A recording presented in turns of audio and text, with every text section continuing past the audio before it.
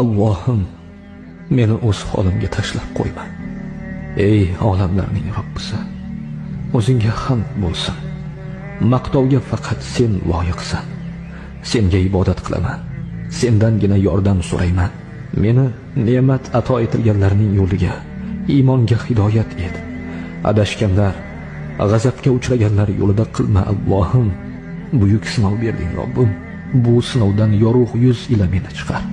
Oxiratda senga ro'baro turganimda yuzimni qora qilajak xatolardan meni omon saqla Allohim. Sen madad bermasang, sen saqlamasang, na shayton hiylasiga bas kelaman, na nafsimdan g'olib bo'la olajakman. Robbim, meni zolim zulmidan xalos et. Ofiyat va omonlik ber. Iymonimni salomat et.